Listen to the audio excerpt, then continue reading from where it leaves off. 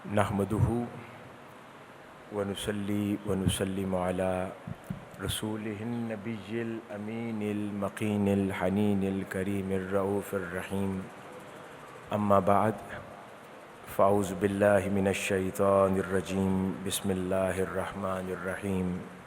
इन्ना अक्रमकुम इंदल्लाहि अत्क़ाकुम इन्नल्लाहा अलीमुन ख़बीर। सदक़ल्लाहु मौलानल अज़ीम। मोअज़्ज़िज़ व मोहतरम उलमाए कराम, कायदीन तहरीक मिनहाजुल कुरान और जुमला मोतक़िफ़ीन व मोतक़िफ़ात, अल्लाह रब्बुल इज़्ज़त का फ़ज़्ल व करम है कि जिसकी तौफ़ीक़ और इनायत से आखिरी अशराए रमज़ान का इख्तिताम होने जा रहा है और आज 27वीं शब रमज़ान है। अल्लाह पाक जितने लम्हात रमज़ानुल मुबारक में बाकी रह गए हैं उनसे हमें कमा हक़्क़ुहू अपना हिस्सा और बरक़ात हासिल करने की तौफ़ीक़ अता फ़रमाए। हाज़रीन मुकर्रम, जो मौज़ूआत बतौर गुफ्तगू हमने जिनका इंतख़ाब किया हुआ है और हर रोज़ जिन पर हम गुफ्तगू कर रहे हैं, उसी सिलसिले में आज इन बुज़ुर्गान दीन और अहलुल्लाह के हाल और अहवाल में उनकी ज़ात में पाए जाने वाले तक़वा और वरा की बात करेंगे कि अपनी अमूमी ज़िंदगी के अंदर एक तो वो पहलू है जिसका ताल्लुक़ ख़शियत इलाही के साथ है, एक वो है कि जिसका ताल्लुक़ खौफ़ इलाही, मोहब्बत इलाही के साथ है, मोहब्बत रसूल सल्लल्लाहु अलैहि वसल्लम के साथ है, इबादत के साथ है, इबादत में खुशू व खुज़ू के साथ है।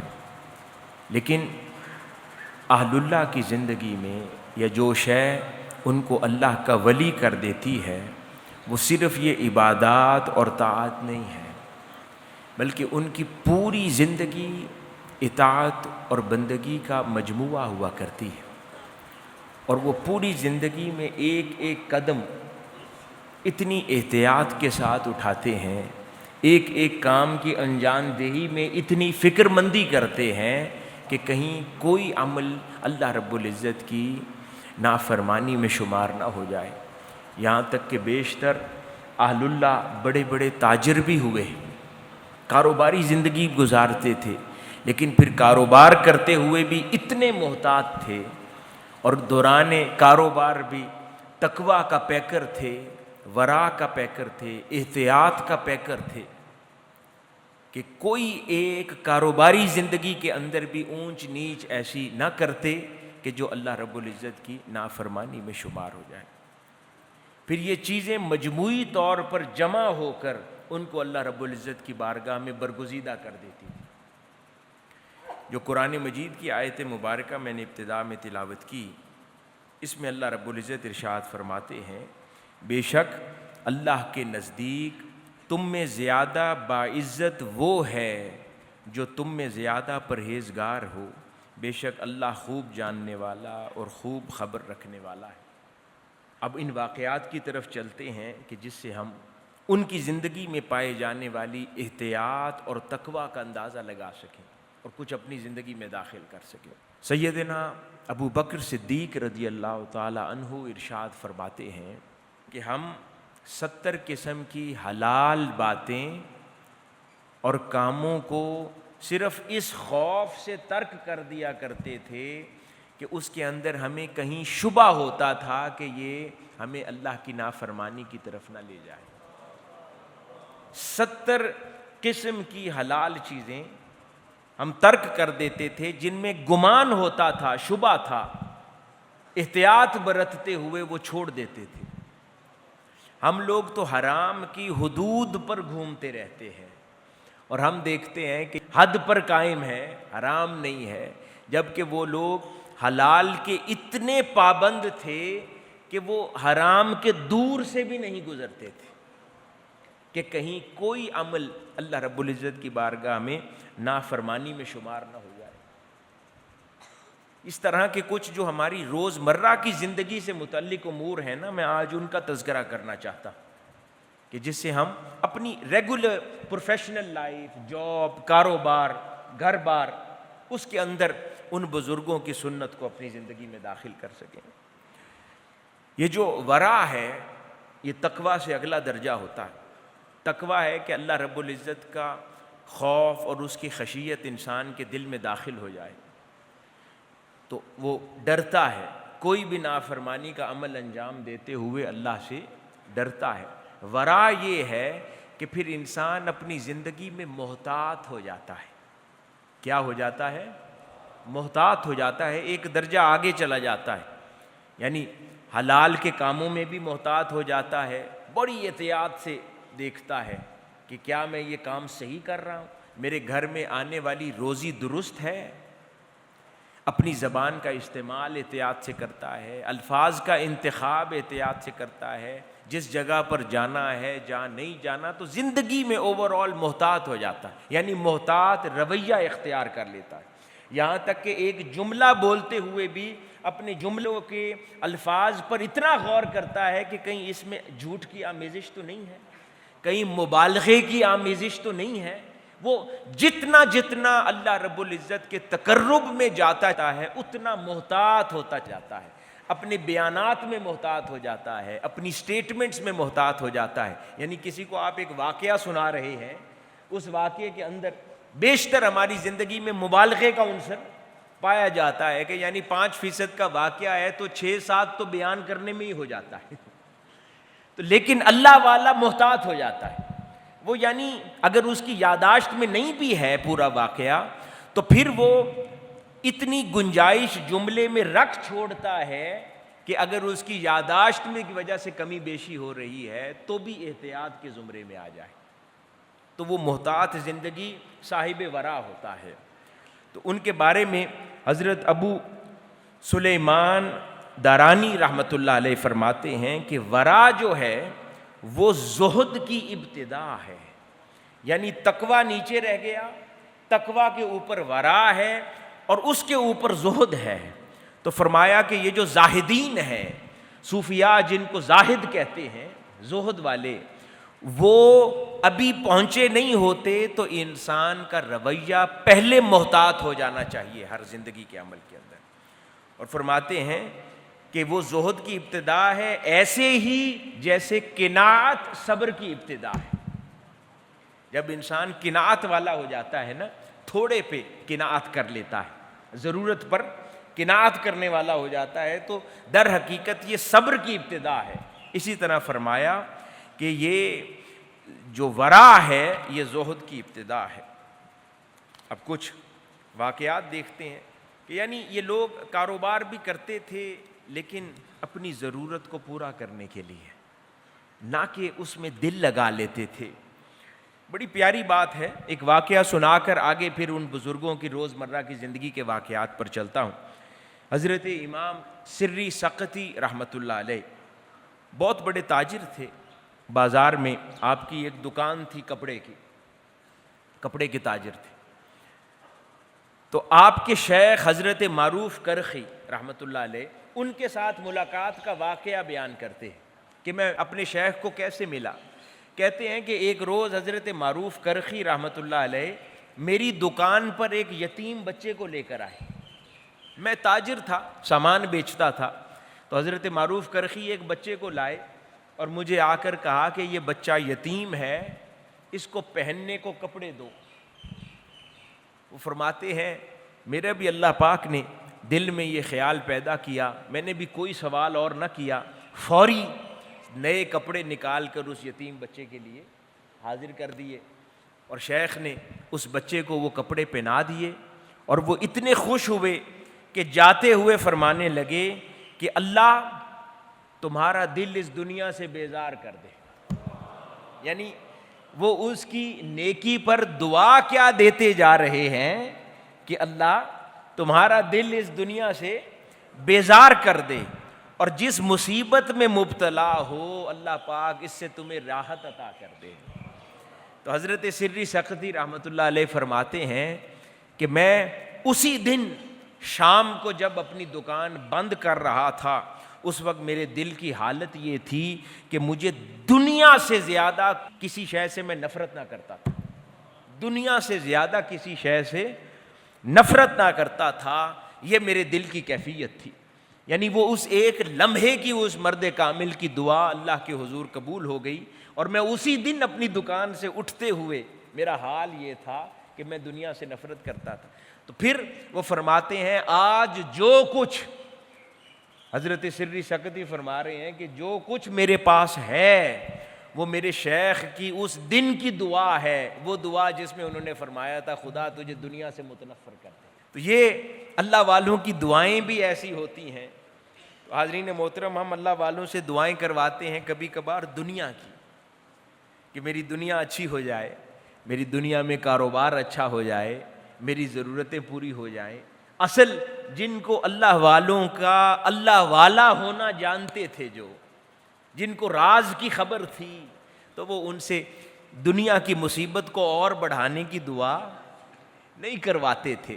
وہ پھر ان سے کہتے تھے ایسی دعاؤں کہ اللہ دل ہٹوا دے دنیا سے، یعنی میری ضرورتیں مولا سنبھال لے اور میرا دل اس دنیا سے نکال دے. تو وہ پھر اللہ والے اس طرح کی دعائیں کروایا کرتے تھے. اب ہم کچھ بزرگان دین کی زندگی کی احتیاطوں کی بات کرتے ہیں، ان کے درجہ ورا کی. اب یہ غور سے سنتے جائیں.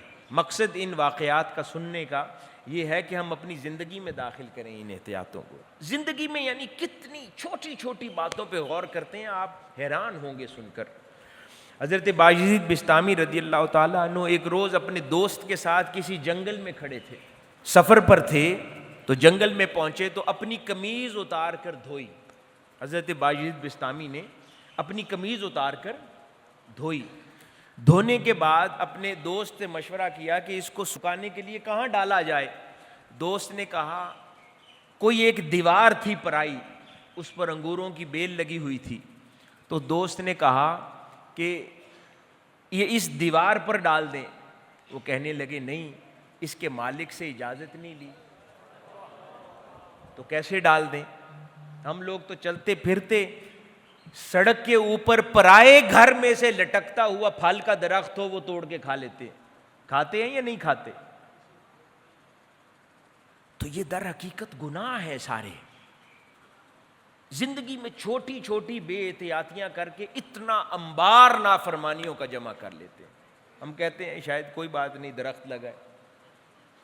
درخت نے کیا کہنا ہے؟ درخت کی ایک ایک ٹہنی بولے گی قیامت والے دن مجھ سے اس نے یہ فلاں شے چوری کی تھی.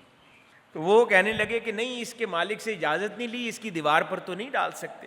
پھر اس نے کہا کہ اچھا چلیں پھر آپ اس طرح کریں، یہ جو پودا لگا ہے اس پر ڈال دیں. فرمانے لگے اس پودے کی ٹہنیاں کمزور ہیں، قمیض گیلی ہے، اس کے بوجھ سے اس کی ٹہنی ٹوٹ جائے گی. اتنی احتیاط زندگی. پھر وہ کہنے لگے اچھا یہ چارہ لگا ہوا ہے اس پر بچھا دیں. فرمانے لگے چارے پر بچھا دیا تو جانوروں سے ان کا چارہ چھپ جائے گا، ہم یہ جانوروں کو تکلیف نہیں دے سکتے. اتنی احتیاط. بالآخر انہوں نے اپنی ہی کمر پر اپنی قمیض کو بچھا لیا اور سورج کی طرف رخ کر کے کھڑے ہو گئے. جب ایک پہلو اس کا خشک ہو گیا تو پھر اس کو دوسری جانب اس کو کر کے کمر پہ ہی لٹائے رکھا یہاں تک کہ وہ بھی خشک ہو گئے. خیر یہ تقویٰ اور ورع کے بڑے اونچے درجے ہیں، شاید ہم لوگ ان کو پہنچ سکیں، لیکن اس راستے پر چلنے کا ارادہ تو کر سکتے ہیں نا، کہ جتنی احتیاطیں ممکن ہوں وہاں سے آغاز تو کیا جا سکتا ہے. تو اس طرح آپ نے اپنی قمیض خشک کی. اسی طرح حضرت ابو صالح حمدون رحمۃ اللہ علیہ ایک بڑے بزرگ ہوئے ہیں، یعنی اپنی زندگی میں بھی اور ارد گرد بھی کیسی احتیاطیں رکھتے تھے. میں مثالیں دے رہا ہوں، ذرا غور کرتے جائیں. وہ اپنے کسی دوست کے پاس، اب ذرا غور کریں اس پر، اپنے کسی دوست کے پاس حضرت ابو صالح اس کے وقت نزاع بیٹھے ہوئے تھے، یعنی ان کے دوست کی روح نکل رہی تھی. اس وقت وہ اپنے دوست کے سرانے بیٹھے تھے اور اس دوست کے کمرے میں ایک دیا جل رہا تھا روشنی کا. جیسے ہی ان کے دوست کا وصال ہو گیا تو اسی وقت حضرت ابو صالح نے وہ دیا بجھا دیا.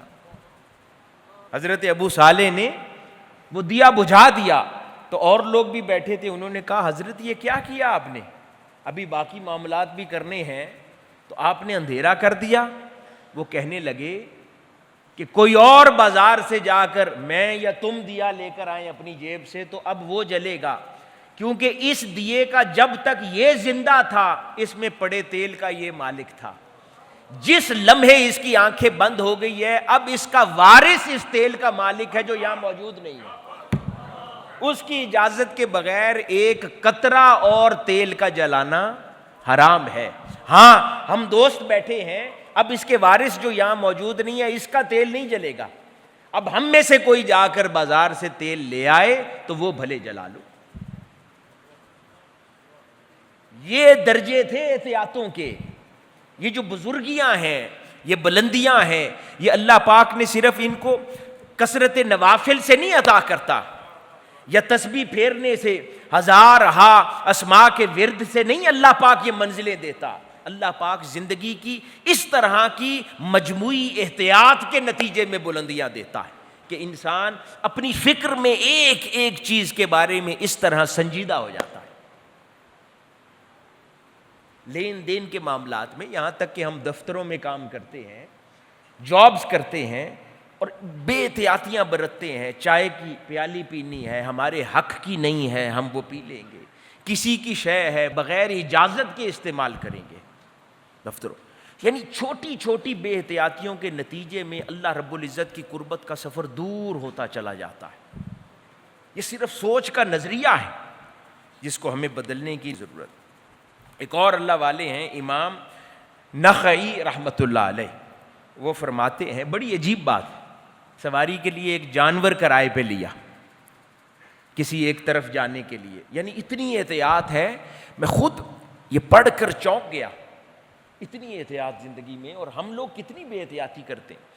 یعنی ایک جانور کرائے پہ لیا کسی طرف جانے کے لیے، اور وہ اس پر سواری کر کے جا رہے تھے کہ آپ کے ہاتھ میں جو چھانٹا جانور کو چلانے کے لیے، وہ چھانٹا گر گیا، تیز جاتے ہوئے زمین پر گر گیا، اور جتنی دیر میں اس گھوڑے کو روکا جاتا جانور کو، وہ کافی آگے چلا گیا، اور پھر اسے روکا تو جانور کو وہیں اتر کے باندھا اور پیدل وہ چھانٹا لینے کے لیے آئے۔ آپ کے ساتھ ایک شخص تھا، اس نے پوچھا کہ حضرت یہ کیا ہے؟ آپ وہی جانور گھما کے لے آتے اور اپنا چھانٹا اٹھا لیتے۔ کہتے ہیں نہیں، میں نے جس سے کرائے پر یہ جانور لیا ہے اس کو اس سمت جانے کے پیسے دیے ہیں، یہ واپسی کے پیسے اسے نہیں دیے میں نے۔ اتنی احتیاط برتتے تھے زندگی میں، اس لیے وہ اللہ والے تھے، اللہ پاک ان سے پیار کرتا تھا۔ حضرت ابن سیرین رحمۃ اللہ علیہ، جن کی یہ خوابوں کی تعبیر کے اوپر معروف ہے کتاب، بزرگ اللہ والے تھے، ان کے بارے میں معروف ہے کہ ایک روز آپ نے بازار سے 40 گھی کے مٹکے خریدے۔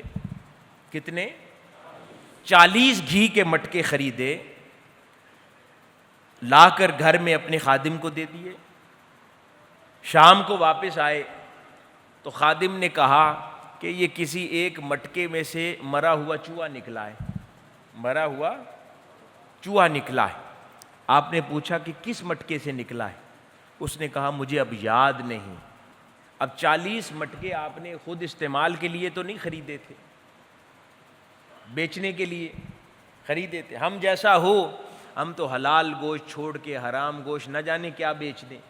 اب کوئی ہم جیسا تاجر ہو تو وہ کہے کہ 40 مٹکوں کا نقصان تو نہیں کر سکتا، وہ کہے کہ جانے دو، بیچ دو، اندازے سے کام لو۔ اس نے کہا کہ نہیں، مجھے یاد نہیں کس مٹکے سے یہ چوہا نکلا ہے۔ آپ نے کہا سارے مٹکے اڑیل دو، کوئی ایک مٹکا بھی نہیں بیچا جائے گا۔ یہ ان کے تقوی کے درجے تھے، معیارات تھے۔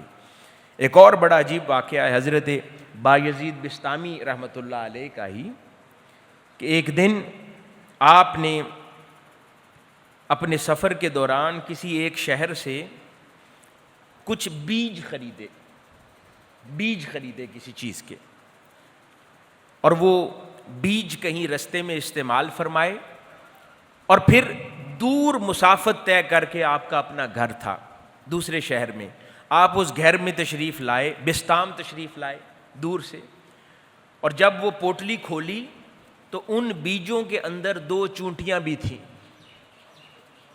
ان بیجوں کی تھیلی میں 2 چونٹیاں بھی تھیں، اور آپ کیونکہ بیج سواری سے لے کے اترے تھے، آپ سمجھ گئے کہ چونٹیاں میرے ساتھ آئی ہیں، یہاں پیدا نہیں ہوئیں۔ تقویٰ کا درجہ اور ورا کا عالم یہ تھا کہ آپ اس تھیلی کو اٹھایا اور ان چونٹیوں کو چھوڑنے کے لیے آپ واپس اسی شہر تشریف لے گئے۔ اللہ اکبر! کہ نہ جانے یہ اپنے خاندان سے بچھڑی ہوں گی اور پرائے شہر میں آ گئی ہیں، میں ان کو واپس ان کے شہر میں چھوڑ دوں جہاں سے ان کو میں لے کر آیا۔ اس طرح چھوٹی چھوٹی باتوں کے بارے میں یہ سوچنے والے اللہ والے تھے، اس لیے یہ اللہ والے تھے۔ ان کا سوچنا، ان کا دل، ان کے جذبات ہم جیسوں سے بڑے جدا تھے، چھوٹی چھوٹی چیزوں کے بارے میں سوچتے تھے، اس لیے اللہ پاک نے ان کو یہ درجے دے دیے تھے۔ حضرت امام اعظم ابو حنیفہ رضی اللہ تعالی عنہ کی بات کریں، بڑا معروف ہے، جس شخص کو آپ قرض دیتے تھے، کوئی شخص آپ سے قرض لینے آیا اور کسی کو آپ نے پیسے بطور قرض دے دیے، تو جس شخص کو قرض دیا ہوتا تھا اس کے مکان کے سائے میں بھی نہیں کھڑے ہوتے تھے۔ ہم تو جس شخص کو قرض دیا ہو نا تو 10 بار اس کے گھر کے چکر لگائیں گے، اس کے گھر میں کھانا بھی کھا کے آئیں گے، چائے بھی پیئیں گے، کیونکہ وہ ہمارا دیندار ہے، کیونکہ ہمارا دیندار ہے۔ جبکہ وہ آپ فرماتے تھے، آقا علیہ الصلوۃ والسلام نے فرمایا، قرض کے اوپر کوئی منفعت بھی وصول کرو وہ سود ہے، اگر اس کے گھر کا سایہ بھی لوں تو وہ بھی سود ہے، چاہے جائے کہ اس کے گھر میں بیٹھ کے کھانا کھایا جائے اور پانی پیا جائے۔ دل میں اگر یہ خیال ہو گئی میرا دیندار ہے، تو حضرت امام اعظم ابو حنیفہ اس گھر کے سائے میں بھی نہ کھڑے ہوتے جس کو قرض دیا ہوتا۔ تو حاضرین محترم، یہ وہ معیار ہیں زندگی کے جنہوں نے ان کو اللہ کے حضور برگزیدہ بنا دیا تھا۔ اور ہم اپنی زندگیوں کو بھی ذرا غور سے دیکھ لیں کہ ہمارے کیا معاملات ہیں۔ پھر احسان کے درجے، احتیاطیں یہ تھیں۔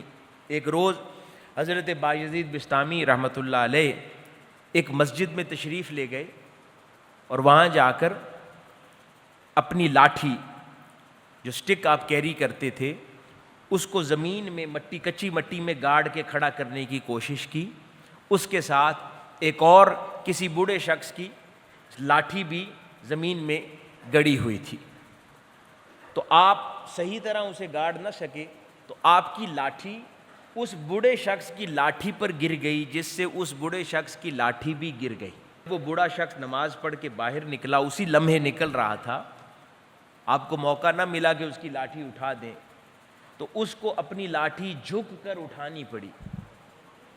صرف اتنی سی بات پر ہم اپنی رویوں کو دیکھیں، صرف اتنی سی بات پر کہ میری انجانے میں لاٹھی گرنے کے نتیجے میں اس بوڑھے کی جو لاٹھی گری اور وہ جھک کے اسے اٹھانی پڑی، آپ معافی مانگنے اس کے گھر پہنچ گئے کہ اے بوڑھے انسان، تجھے میری وجہ سے جھکنا پڑا۔ یہ ذرا سوچ کا معیار دیکھیے، رویے دیکھیے کہ کس طرح انسانیت دوست تھے اور ان معاملات میں سینسٹیو تھے۔ ہم لوگ تو پرواہ ہی نہیں کرتے، بالکل بے نیازی کی اور بے رخی کی زندگی گزار رہے ہیں کہ جیسے کچھ ہوا ہی نہیں ہے، جبکہ یہ لوگ اتنی احتیاطیں برتتے تھے۔ اس لیے اللہ رب العزت کے حضور اس طرح کے بلندی درجات کے مالک تھے۔ ایک اور اللہ والے تھے، وہ کسی جگہ سے گزرے تو وہاں کھڑے پسینے سے شرابور ہو گئے۔ کسی نے پوچھا کہ کیا ہوا؟ کہنے لگے اس مقام پر میں نے اللہ کی ایک نافرمانی کی تھی، وہ یاد آ گئی، تو پسینے سے شرابور ہو گیا۔ پوچھا کہ کیا نافرمانی کی تھی؟ فرمانے لگے کہ یہاں میں رہا کرتا تھا، میرے گھر مہمان آیا، میرے کمرے میں ہمسائے کی دیوار لگا کرتی تھی، اس طرف میرا کمرہ تھا، دوسری سمت اس کا کمرہ تھا، لیکن وہ دیوار اس کی بنائی ہوئی تھی، میری دیوار نہیں تھی۔ میرے گھر مہمان آیا، کھانے کے بعد ہاتھ صاف کرنے کے لیے میرے پاس کچھ نہ تھا، میں نے اس ہمسائے کی دیوار سے کچھ مٹی لے کر اس کو ہاتھ صاف کرنے کے لیے دے دی۔ آج تک پشیماں ہوں کہ اللہ رب العزت کا نافرمان ہوں کہ میں نے اس ہمسائے کی اجازت کے بغیر اس کی دیوار سے مٹی لے لی تھی۔ ذرا سوچئے، ہم یہ احتیاطیں ہمارے کہیں وہم و گمان کے کسی کونے میں بھی ہیں؟ یہ معیار زندگی ہم نے کبھی سوچا ہے؟ پھر کہتے ہیں ہمیں اللہ والے نظر کیوں نہیں آتے؟ قحط الرجال کیوں ہے؟ زمانے میں اللہ والے کہاں چھپ گئے ہیں؟ زمانہ اپنی اقدار میں گر گیا ہے، یہ اونچے معیارات باقی نہیں رہے، زندگیوں میں چلتے پھرتے حرام حلال کی تمیز نہیں ہے۔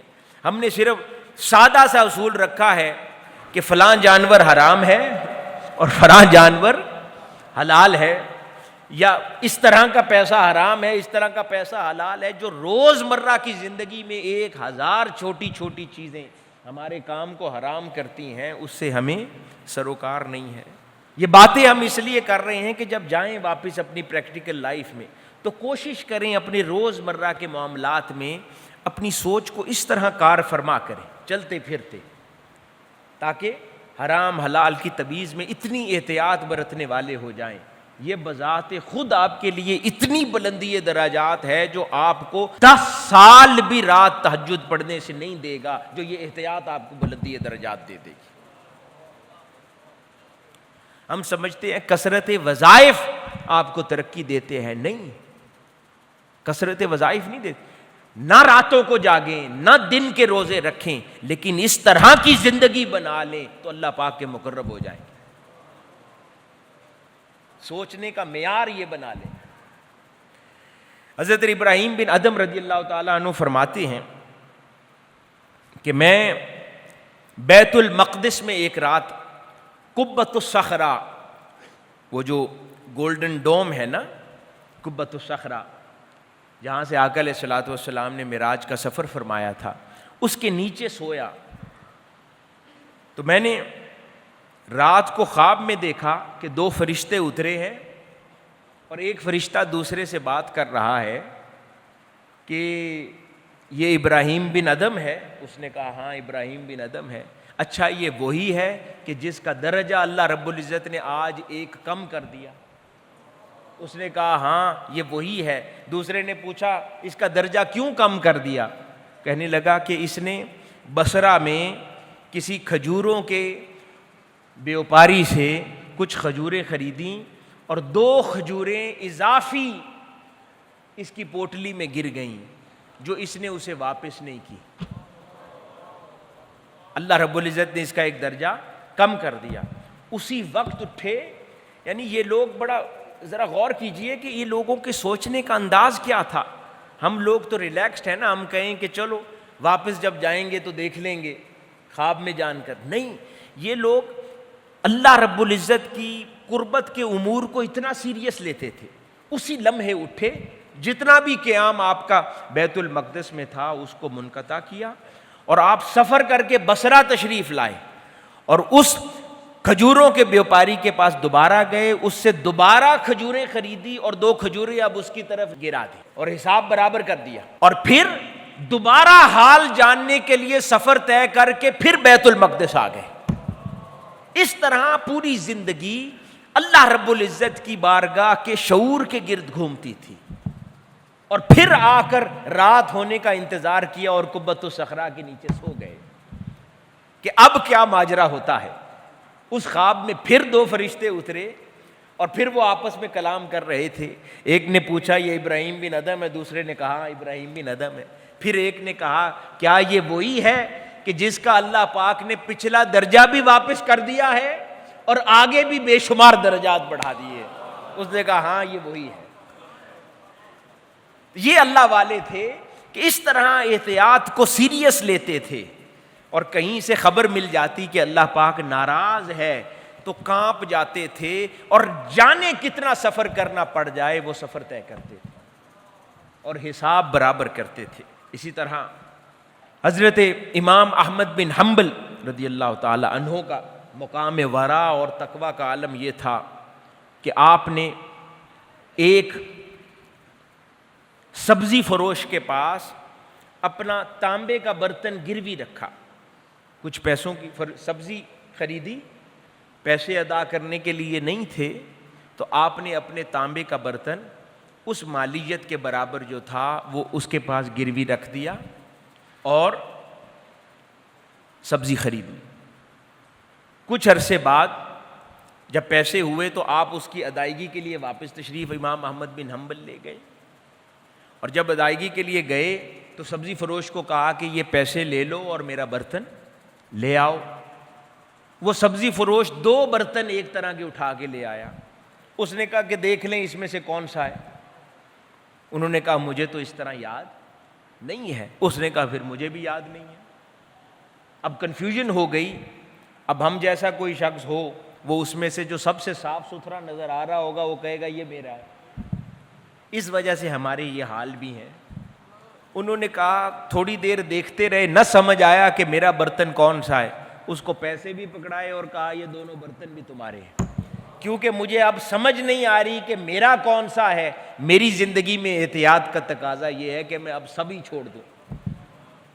یہ وہ سیدنا ابو بکر صدیق رضی اللہ تعالیٰ عنہ کا قول سمجھ آتا ہے کہ 70 قسمیں حلال کی ہم شبہ پیدا ہونے کی وجہ سے چھوڑ دیتے تھے، جو امام احمد بن حنبل نے کیا کہ اب کیونکہ سمجھ نہیں آ رہی کہ میری شے اس میں سے کون سی ہے، سب کچھ چھوڑ دیا۔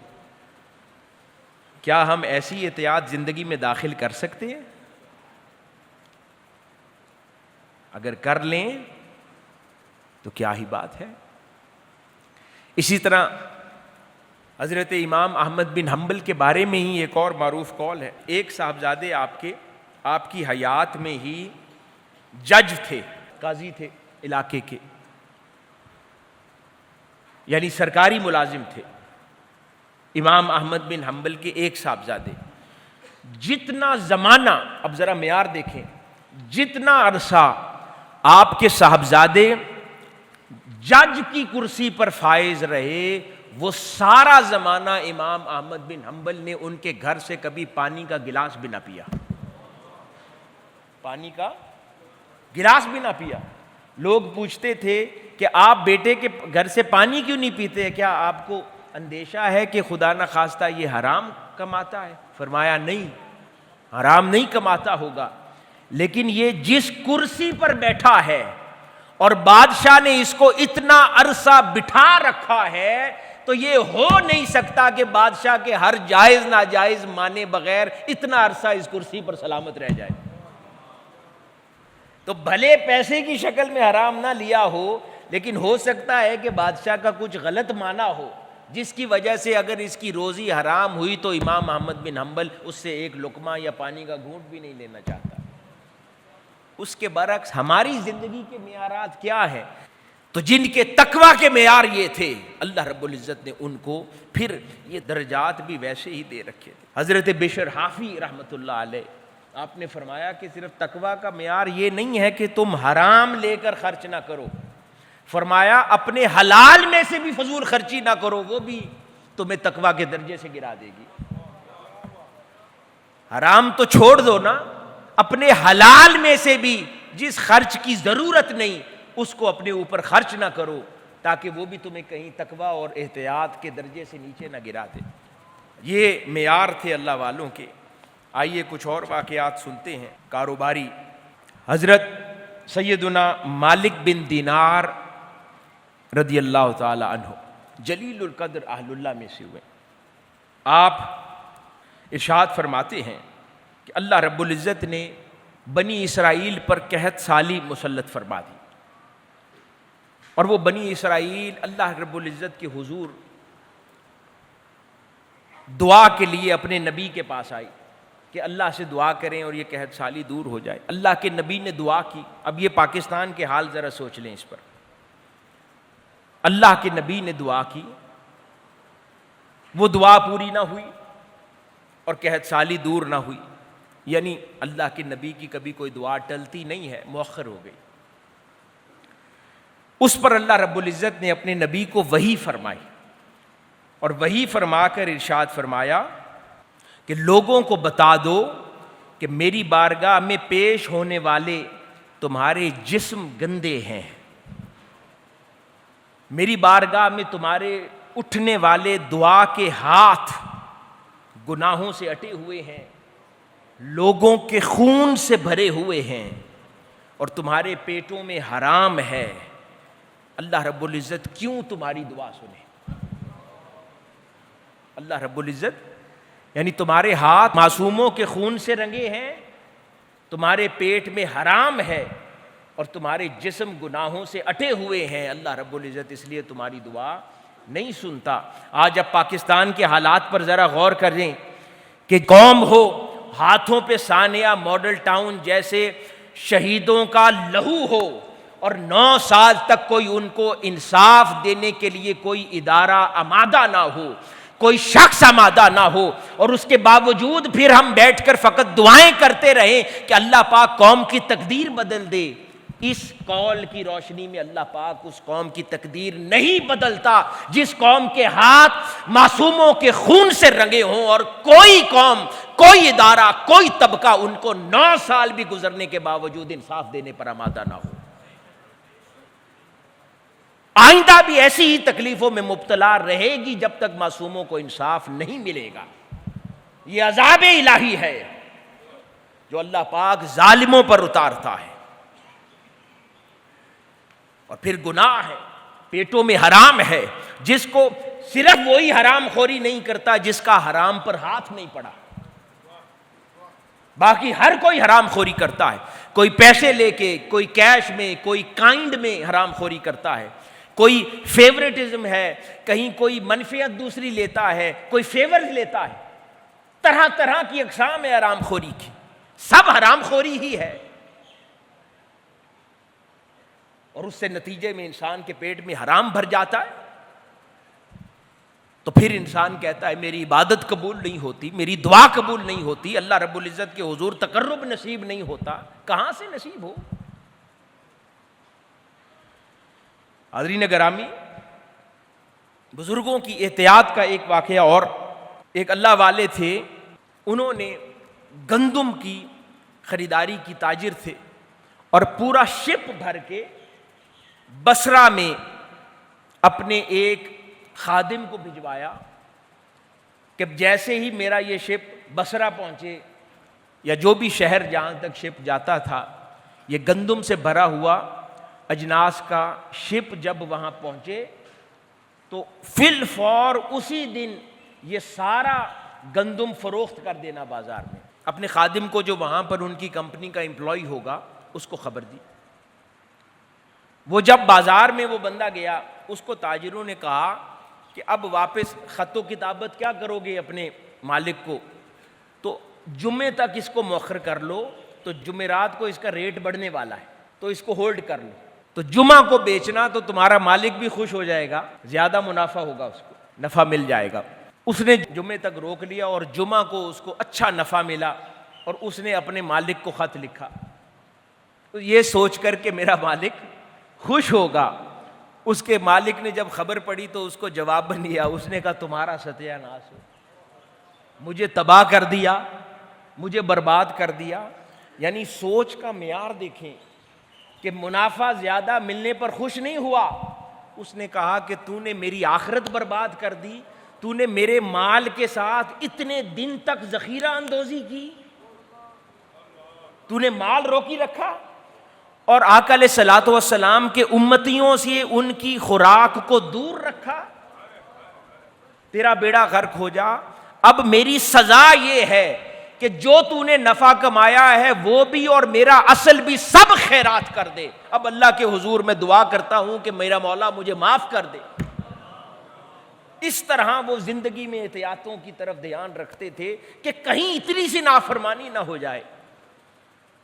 غلطی بھی کسی نے کی لیکن اس کا خمیازہ کہا نہیں یہ منافع نہیں لے سکتا, یہ اتنے دن تو نے ذخیرہ اندوزی کی ہے. ہم لوگ اس کو بڑی عام سی بات سمجھتے ہیں, 3-4 دن مال کو روک لیں پھر بیچ دیں گے پروفٹ زیادہ ہوگا, اور ہمارے نزدیک وہ حلال ہے. جبکہ یہ بزرگ اتنی احتیاط برتتے تھے, ان کے نزدیک یہ حلال نہیں ہوتا تھا. ایک اور بڑا عجیب واقعہ, ایک اللہ والے تھے بزرگ, انہوں نے ارشاد فرمایا, بزرگوں کی کتب میں روایت ہے یہ, وہ فرماتے ہیں 100 درہم کی چوری, یہ غور سے سنیں, 100 درہم کی چوری کا اتنا گناہ نہیں ہے جتنا کھوٹے سکے چلانے کا گناہ ہے. یعنی جعلی نوٹ چلانے کا. آج کے دور میں جعلی نوٹ کر لینا کہ 100 درہم کی چوری کا اتنا گناہ نہیں ہے جتنا جعلی نوٹ یا جعلی سامان بازار میں بیچ دینے کا. کوئی بھی جعلی سامان ہو اس کو بیچنے کا گناہ ہے. آگے بڑی عجیب بات کی, رونگٹے کھڑے ہو جاتے ہیں. انہوں نے کہا کہ اس چوری کا تو اتنا ہی گناہ ہے نا کہ جتنی تو نے چوری کی اور تو نے وہ 100 درہم کھا لیا, بس اس کا ایک مقررہ گناہ تھا وہ تیرے حساب میں لکھا گیا. اب وہ تجھے توبہ سے اللہ پاک معاف کرے یا اس کا کفارہ دے, جو بھی کرے, وہ ایک محدود گناہ تھا, وہ مقرر لکھا گیا. لیکن فرمایا یہ جو جعلی نوٹ ہے یا جعلی مال بازار میں بیچا, وہ جب تک بازار میں وہ بکتا رہے گا تجھے مسلسل گناہ ملتا رہے گا. وہ جعلی شے جو تو نے بازار میں چلا دی ہے, اب جب تک جتنے ہاتھوں میں بکتی رہے گی ہر دن تجھے نیا اور تازہ گناہ ملے گا. 200 سال تک بھی اگر وہ چیز ختم نہیں ہوتی اور وہ بکتی رہتی ہے ایک ہاتھ سے دوسرے ہاتھ, تو وہ تجھے گناہ ہی دیتی رہے گی.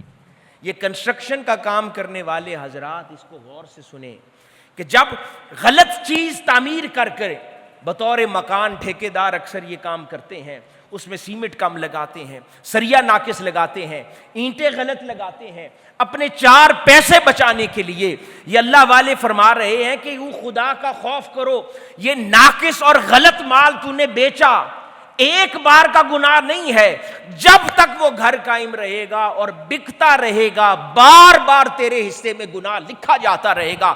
تو دنیا سے جا بھی چکا ہوگا, وہاں پر کہیں آخرت میں بیٹھا ہوگا, اچانک ایک صندوق آئے گا نئے گناہوں کا بھرا ہوا, تو چونک جائے گا کہ یہ تو میں دنیا میں زندہ بھی نہیں ہوں, یہ اب کہاں سے گناہ آئے ہیں. وہ کہے گا جو تو نے مال بیچا تھا وہ پھر کسی کو فروخت ہوا ہے, تجھے تازہ گناہ میسر آیا ہے. یہ احتیاطیں ضروری ہیں. حاضرین گرامی, ایک اور بڑا عجیب واقعہ حضرت سیدنا یونس بن عبید بصری رحمۃ اللہ علیہ کا ہے. وہ بھی تاجر تھے. کیونکہ ہم عموماً بیشتر زندگی میں جاب کرتے ہیں, بزنس کرتے ہیں, اس لیے میں نے چاہا کہ آج ویسے واقعات سناؤں جن کو ہم اپنی سادہ زندگی سے ریلیٹ کریں کہ کیسی احتیاط چاہیے. وہ تاجر تھے, وہ بھی کپڑوں کا کاروبار کرتے تھے, وہ جبے بیچتے تھے. آپ کے پاس 2 قسم کے جبے تھے, ایک 200 درہم کا اور ایک 400 درہم کا. کوالٹیز کا فرق تھا. ایک دن نماز کا وقت ہوا, آپ نے اپنے بھتیجے کو دکان پر بٹھایا اور کہا کہ میں نماز پڑھ کے آتا ہوں, پیچھے کوئی گاہک آئے تو دیکھ لینا. اتنی دیر میں کوئی بدو دیہاتی آیا اور اس نے آ کر اسے کہا کہ مجھے 400 درہم والا جبہ دکھاؤ. اس کے بھتیجے نے اسے 200 درہم کا جبہ دکھایا. اس کو وہ پسند آ گیا اور اس نے 400 درہم قیمت ادا کی. اور وہ واپس جا رہا تھا تو وہ شیخ واپس آ رہے تھے نماز پڑھ کے. انہوں نے اس کے ہاتھ میں اپنا جبہ پہچان لیا تو پوچھا یہ کتنے کا خریدا ہے. یہ دیکھیں کتنی زندگی میں احتیاطوں والے لوگ. ہم جیسا بندہ ہو نا وہ کہتا ہے چلو 4 پیسے آئے ہی ہیں نا, گیا تو کچھ نہیں. اس لیے کچھ آتا نہیں ہے ہمارا, صرف جاتا ہی جاتا ہے اللہ کے حضور. تو وہ انہوں نے پوچھا کتنے کا لیا ہے جبہ. اس نے کہا 400 کا. ساتھ ہی فرمانے لگے لیکن یہ تو 200 کا ہے. انہوں نے کہا کہ نہیں کوئی بات نہیں, میرے گاؤں میں یہی جبہ 500 کا ہے. وہ بندہ کہنے لگا میرے گاؤں میں یہی جبہ 500 کا ملتا ہے, تو مجھے تو پھر بھی فائدہ ہے, 400 کا لے کر جا رہا ہوں اور مجھے اس کی کوالٹی بھی پسند ہے. انہوں نے کہا نہیں, آخرت کے کاموں میں دلائل نہیں چلتے, میرے ساتھ چلو, یہ سودا بھلے تمہیں قبول ہو مجھے قبول نہیں ہے. واپس لے گئے اور اس کو اٹھا کے 400 درہم کا جبہ دیا, 200 کا واپس لیا. وہ جب چلا گیا پھر اپنے بھتیجے کو ڈانٹا, اسے کہا کیا تمہیں خدا کا خوف نہیں ہے کہ تم اپنے مسلمان بھائی کے ساتھ زیادتی کے ارتکاب کرتے ہو اور میری دکان میں حرام مال داخل کر رہے ہو؟ اس نے کہا میں نے تو اس کو دکھایا تھا, اپنی مرضی سے اس نے لیا ہے, خوشی سے. وہ کہنے لگا اگر اس نے مرضی سے بھی لیا ہو اور ہو سکتا ہے کہ چاہے تمہارے لیے یہ قیمت جائز ہی ہو, لیکن پھر احسان کا درجہ کہاں گیا؟ فرمایا اگر تم اپنے دوست کو اور مسلمان بھائی کو مہنگا مال بیچتے ہو اس کی منشا کے مطابق ہی, لیکن پھر تمہارا درجہ احسان کہاں گیا کہ تم نے اپنے مسلمان بھائی کی بھلائی نہ سوچی کہ اس کو بھی 4 پیسوں کا فائدہ ہو جائے. یہ بزرگوں کا وہ درجہ تھا جس کو وہ زندگی بھر اپنایا کرتے تھے. ایک اور بڑا عجیب واقعہ, کئی بزرگان دین احسان کے معاملات میں انجام دہی اور اللہ کے حضور اجر جمع کرنے کی خاطر جب جانور کرائے پہ لینا تو 2 طرح کے کرائے مقرر ہوتے تھے کہ آرام کر کر کے جانا ہے تو یہ ریٹ ہے, اگر کہیں جلدی میں جانا ہے اور جانور کو بریک نہیں دینی تو پھر یہ ریٹ ہے کرائے کا. تو 2 الگ طرح کے کرائے, آج بھی گاڑیوں کے اسی طرح کرائے ہوتے ہیں. تو کئی بزرگ اللہ والے بریک نہ کرنے والا ریٹ ادا کرتے اور جانور کو بریک کر کر کے لے کر جاتے. وہ کہتے کہ پوری ادائیگی کروں اور اب اس جانور پر جو احسان کروں گا وہ نیکی میرے حصے میں لکھی جائے گی. یعنی اس طرح نیکیوں کی خاطر بڑھ چڑھ کے حصہ لینے والے اور یہ لوگ تھے. سیدنا ابو درداء رضی اللہ تعالیٰ عنہ کا اونٹ مر گیا, اپنے مرے ہوئے اونٹ سے مخاطب ہو کے کہہ رہے ہیں اے اونٹ اللہ کے حضور میرے لیے جھگڑا نہ کرنا, میں نے عمر بھر تیرے پر کوئی سختی نہیں کی. اس طرح ڈرنے والے لوگ اور احتیاطیں کرنے والے لوگ تھے. حاضرین گرامی, اب 2 آخری واقعات حرام اور حلال کی تمیز پر بھی عرض کر دوں. ہم لوگ حرام اور حلال میں تمیز نہیں کرتے. اللہ والے جن کو اللہ رب العزت غیب پر ایسا علم عطا کر دیتا تھا وہ لوگ ایسے گھروں سے بھی کھانا کھانا اجتناب کرتے تھے کہ جہاں سے ان کو خیال گزرتا کہ یہاں حرام سے پکتا ہے. ہم لوگ تو فتویٰ ڈھونڈتے ہیں نا کہ یہ اب کھانا ہمارے لیے گفٹ ہے, اس کا اطلاق نہیں, لیکن وہ اس سے احتیاط برتتے تھے کہ کہیں ہمارے اندر حرام نہ چلا جائے. ایک ابدال اہل اللہ تھے, ان کے پاس ایک شخص کھانا لایا تو آپ نے کھانے سے منع فرما دیا. ابدال تھے اور ساتھ کہنے لگے کہ ہم لوگ صرف حلال کھاتے ہیں, اسی لیے ہمارے دل بھی سیدھے رہتے ہیں اور ہم ہمیشہ اس حالت میں رہتے ہیں جس حالت میں تم ہمیں دیکھتے ہو. کیوں؟ کیونکہ ہمارے اندر صرف حلال کا لقمہ جاتا ہے اور غیبی دنیا کے رازوں سے اللہ پاک ہم پر پردے اٹھاتا رہتا ہے. کیوں؟ کیونکہ ہم محتاط رہتے ہیں کہ ہمارے اندر حرام کا لقمہ نہ جائے. پھر آخرت کے مشاہدات ہم پر کھولتا ہے. کیوں؟ کیونکہ ہمارے اندر حرام کا لقمہ نہیں جاتا اور خوف الہی اور خشیت الہی میں ہم گم رہتے ہیں. کیوں؟ کیونکہ ہم ہمیشہ احتیاط کرتے ہیں کہ ہمارے اندر حرام کا لقمہ نہ جائے.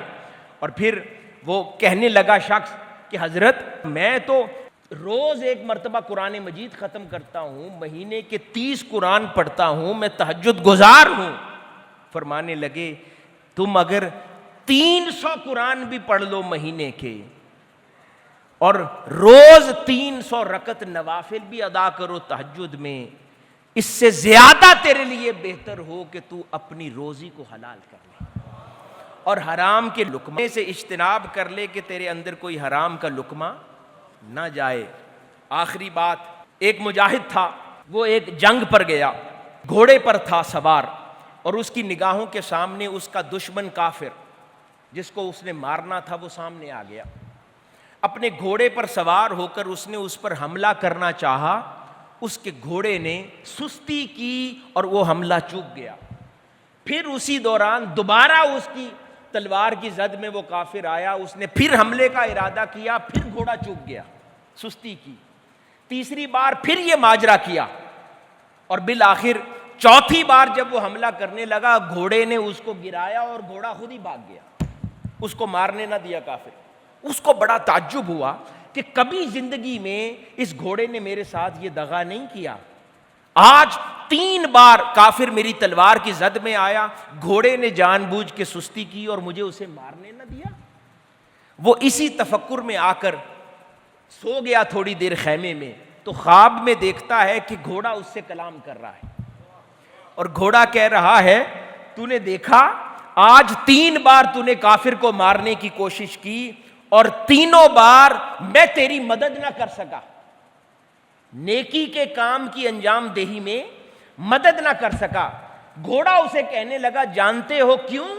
ذرا غور کرو, کل جو چارہ خرید کر تم میرے لیے لائے تھے ان پیسوں میں تو نے کچھ کھوٹے سکے بھی دیے تھے. تو چارہ مجھے حرام کا کھلائے اور پھر تو چاہے کہ مجھ پہ سوار ہو کر اللہ کی بندگی انجام دے, تو مجھ پر سوار ہو کر نیکی انجام دے. تو مجھ پر نیکی انجام نہیں دے سکتا جب کہ میرے اندر تو نے حرام داخل کیا ہے. تو حاضرین محترم ذرا غور کیجیے اپنی زندگی کے اوپر. ہم اس سواری پر سوار ہوں جس میں پیٹرول تو حرام کے پیسوں سے ڈالیں اور پھر اس سواری پر جا کر کہیں کہ ہم اللہ کے دین کا کام کریں اور پھر اس دین کے کام میں تاثیر آ جائے. ہم اپنے اندر خوراک تو حرام کے پیسے کی ڈالیں اور پھر کہیں کہ کلام کریں اور لوگوں کے دلوں میں بات اتر جائے. ہم اپنی اولاد کو تو حرام کھلائیں لیکن پھر سوچیں کہ یہ حلال کے بن جائیں. ہم بچوں کی حرام مال سے پرورش کریں اور پھر ساری زندگی یہ ان سے توقع رکھیں کہ وہ فرما بردار, تابع دار اور نیکوکار ہو جائیں. ایسا نہیں ہوتا. اس گھوڑے نے یہ سبق دے دیا کہ اگر مجھ میں حرام سے ڈالو گے مال تو میرے اوپر بیٹھ کر نیکی انجام نہیں دے سکو گے, چاہے پھر وہ انسان کا اپنا جسم ہو, چاہے اس کی سواری ہو, چاہے اس کا گھر بار ہو, چاہے اس کے اولاد اسباب ہو. تو حاضرین گرامی یہ بزرگوں کی زندگی تھی, تقویٰ سے مزین تھی, ورع سے مزین تھی اور زندگی میں روز و شب یوں احتیاطیں برتے تھے.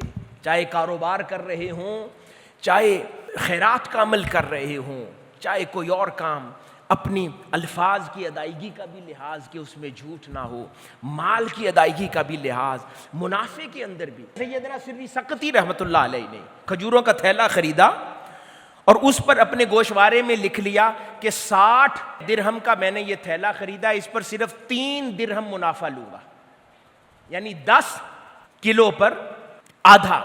اتنے دنوں میں وہ 90 درہم کا تھیلا ہو گیا. خریدنے والا آیا, آپ نے کہا نہیں 60 کا ہی بیچوں گا کیونکہ میں نے اپنے مولا سے اتنے منافع کا وعدہ کیا ہے.